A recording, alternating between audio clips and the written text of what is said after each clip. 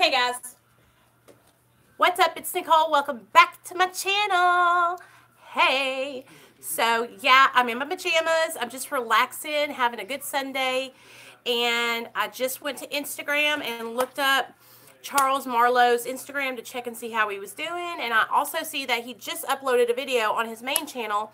So, I wanted to come back and kind of update you guys. And I also wanted to talk about ego and letting it go and our pride and asking for help when we need it. Because I know that for me, that was one of the hardest things, was to admit that I had a problem and that I needed help. And then even after I admitted that I had the problem, it was almost like I used that admission as admitting that I had a problem and saying, hey, yeah, I'm a drug addict, as a crutch to not get help. It was almost like I would say, well, you know, I'm an addict, and I stay out there longer killing myself. So I wanted to talk with you guys about my experience getting sober and reaching out for help, because I know that so many people probably struggle with that. Yeah, I know I look like a crazy cave woman right now, so I'm trying to figure something out so I don't look too crazy. Oh, never mind. So yeah, my name's Nicole. I'm a recovering drug addict. I've been sober since July 13th of 2015.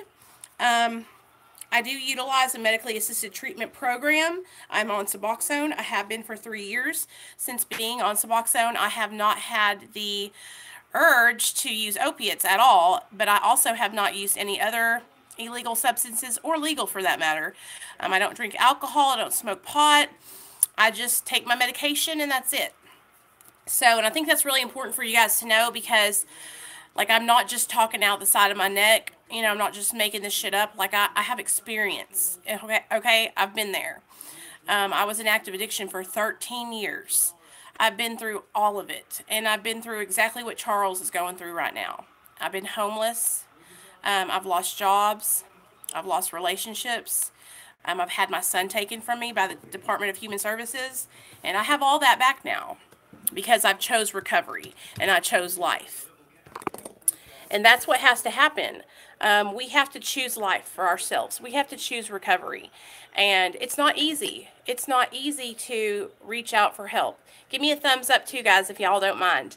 It's not easy to say, hey, I need help, like I fucked up. You know, especially when it's become something that you've done over and over and over again. Believe me, I know. I used to be the queen of relapse. I used to relapse probably about every 6 months or so. I couldn't hold down a sponsor, because what would happen is anybody that had anything to tell me about myself, hey Jamie, anybody that had any suggestions, I would do the exact opposite, or I would get angry.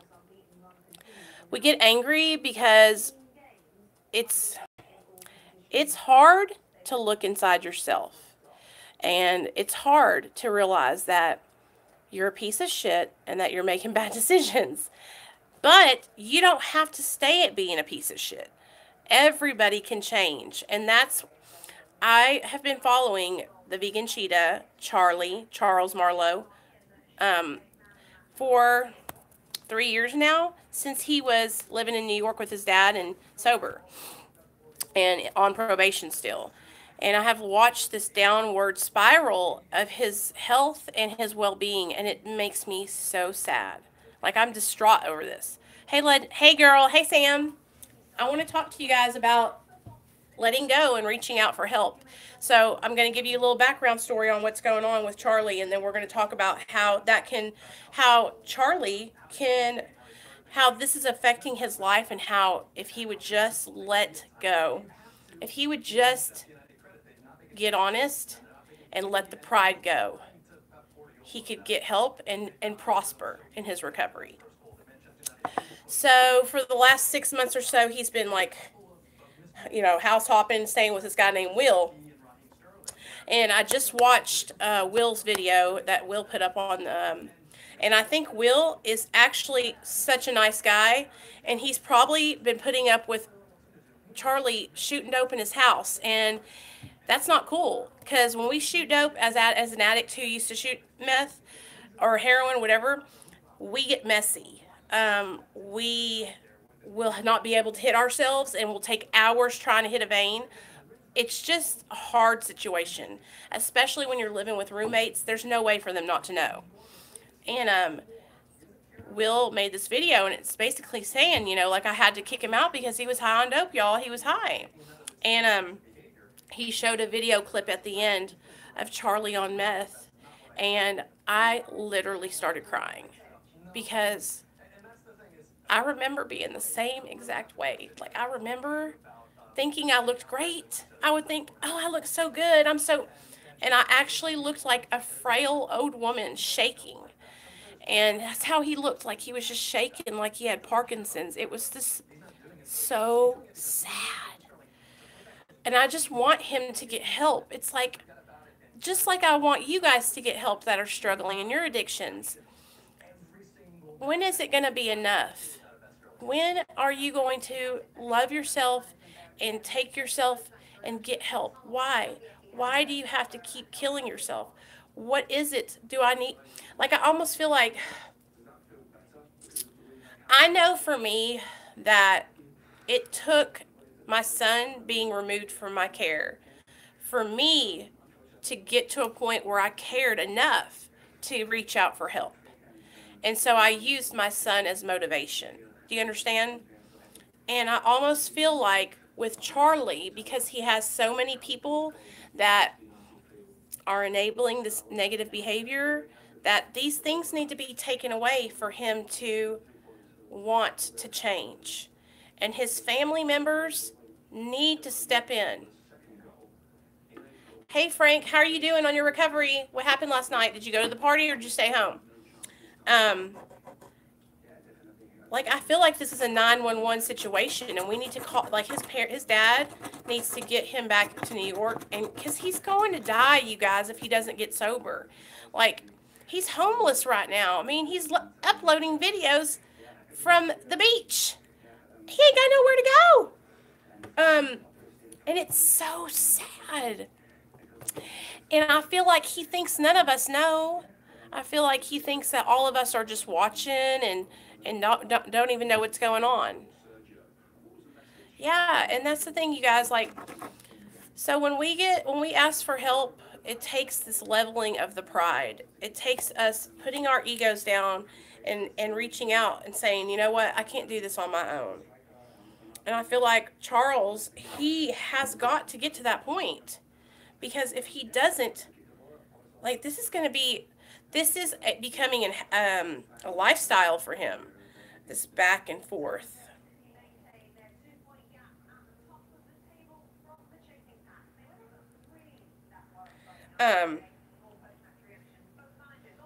Okay, so Will's is like, I have to look it up, but just type in Charles Marlowe, and it'll pull up like the vegan cheetah or little cheetah, I think, and the vegan cheetah is famous or something like that. Charles Marlowe. I'm just worried. Here, I'll show you a picture of him. I'm just worried, sick about this guy, and I know that he'll take this as the wrong way, that he'll take it like people are attacking him. That's who he is. But that's not what it is. Like, people who really care are going to call you out and tell you that you've got to reach out for help. If you don't, so I just want to thank. I don't know what else to say. Like, it's like watching a train wreck. It's like watching a train wreck, and you cannot look away. But it's like, I don't want to sit back here and watch from the sidelines. Like, I want to say something. I've messaged him on his Instagram. I even tried to call him, y'all, to reach out to him on his Instagram. So we'll see if he reaches back out to me. There is help out there available, especially for, somebody like him. There's so many people I know that would be willing to help sponsor him and help him work through the steps. Recovery is not for pussies, y'all. It's hard work. Just like we talked about last night, we have to want more for ourselves. We have to take this as motivation. So let's go ahead and we're going to read a meditation this morning or this afternoon, and then we will talk some more. So today's the 11th, November 11th. Yeah, here we go. Here's the AA thought for the day. When I think of all who have gone before me, I realize that I'm only one not very important person. What happens to me is not so very important after all, and AA has taught me to be more outgoing, to seek friendship by going at least halfway, to have a sincere desire to help. I have more self-respect now that I have less sensitiveness. I have found that the only way to live comfortably with myself is to take a real interest in others. Do I realize that I am not so important after all? Meditation for the day. As you look back over your life, it's not too difficult to believe that what you went through was for a purpose, to prepare you for some valuable work in life. Everything in your life may well have been planned by God to make you of some use in the world. Each person's life is like the pattern of a mosaic. Each thing that happened to you is like one tiny stone in the mosaic, and each tiny stone fits into the perfected pattern of the mosaic of your life, which has been designed by God. So, do I realize that I am not so important after all? What that means is, do I realize that I'm not unique? Do I realize that there's other people that have problems just like I do? Yeah. And for the longest time when I was in my active addiction, I thought I made the world go round. I was so selfish and so self-seeking. It was all about me. And when we get into that self-seeking, selfish mode, all about me mode, it's hard to see the forest. It's hard to see the trees because you know what? All we see is me, me, me, me, me. I need. And you know, that's what a lot of us are in that period right now where all we can see is, well, if I could, it's like these excuses after excuses after excuses.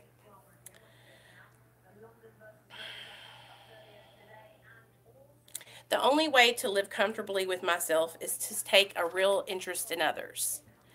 Do you hear that? That's why I make it a point to make videos to try and help others with their recovery.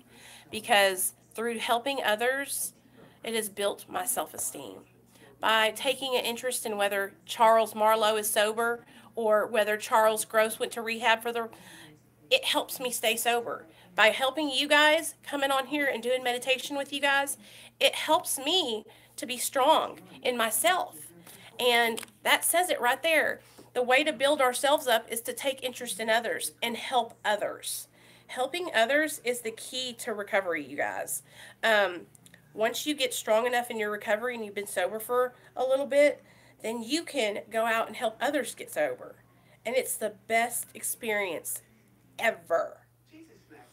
I can't even tell you the high that I get after I get done talking to somebody who has found their recovery, you know, and who is like eager to stay sober and who has hope. You know, that's what it does. It's like you realize, hey, yeah, what'd you get? What'd you get, buddy? You realize that these people have hope. Sure, come on over. What is that? It's a money truck. Oh, wow. Can I show the people? Yeah. Hey, people. Nate got a money truck. Where did y'all go? At Walgreens. Walgreens? Yeah. All right. Can I have a kiss? You can keep this like a little watch. It says... It's a little garage. It says, So I just wanted to do that meditation with you guys and talk with y'all this morning. I feel like we really had a good live stream last night. If you missed it, go back to the live stream that's titled Legends Mommy. Jamie says hi, Nate, Frank, and These Four Walls, because it was a great, great live stream, you guys. And I feel like we got a lot out, and I feel like we're all working in the right direction. If you or somebody you know is struggling from the disease of addiction, tell them to reach out to me. I will help them find treatment.